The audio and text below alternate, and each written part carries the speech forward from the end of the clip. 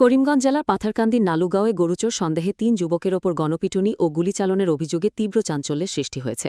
আহত জিলাল আহমেদ, আমির হোসেন ও ইসলাম উদ্দিন বর্তমানে Silchar medical college হাসপাতালে চিকিৎসাধীন।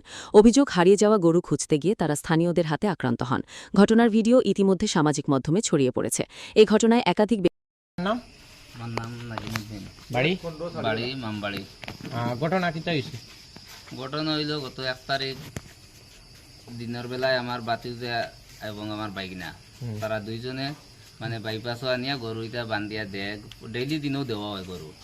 ওইদিকে গরু ঘাস খাওয়া পিঠা করে, এরপরে সন্ধ্যার সময় গরু গরো যায়। 1 তারিখ যখন তারা আনিয়া দিছে, দেওয়ার পরে তারা দুপুর বেলা খাওয়াত গেছে গিয়া, খাওয়াতটা গিয়া আইসাইয়া দেখছে গরুগুলা নাই জানো।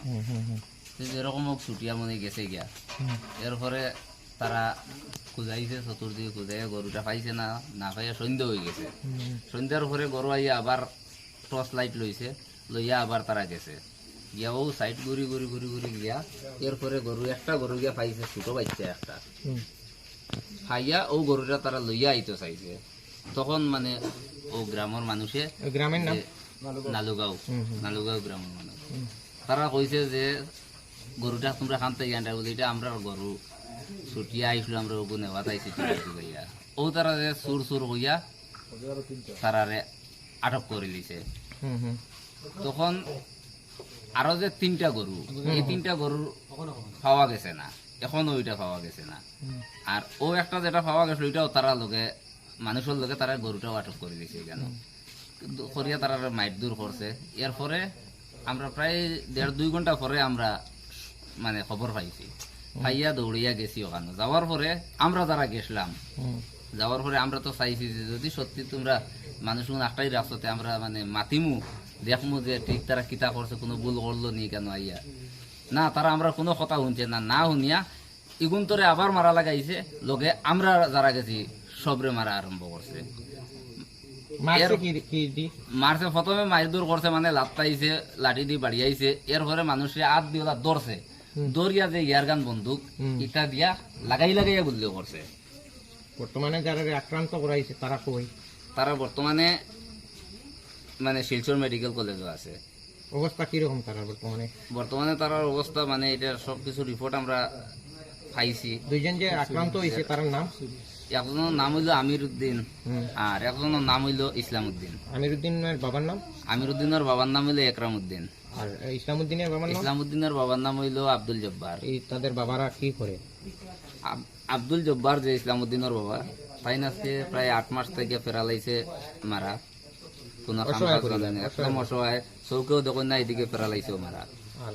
আর একরাম উদ্দিন যে আমির উদ্দিনের বাবা, তাই তো টুকটাক বাজারাতে যাই সবজি বেচইন।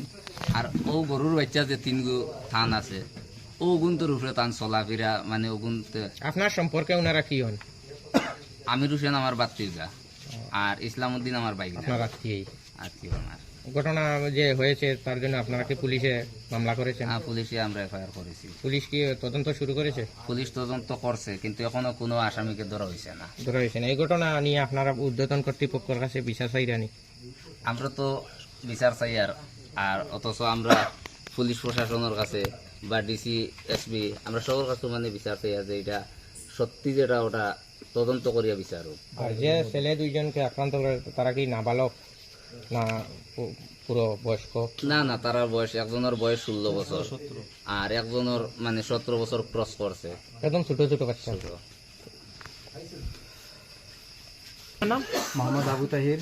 জি, তো অত্যন্ত দুঃখের সহিত আমি বলতে চাচ্ছি, আজকে এখানে উপস্থিত আমার কর্মীবৃন্দদেরকে নিয়ে এবং গ্রামের মানুষ আমার সঙ্গে উপস্থিত।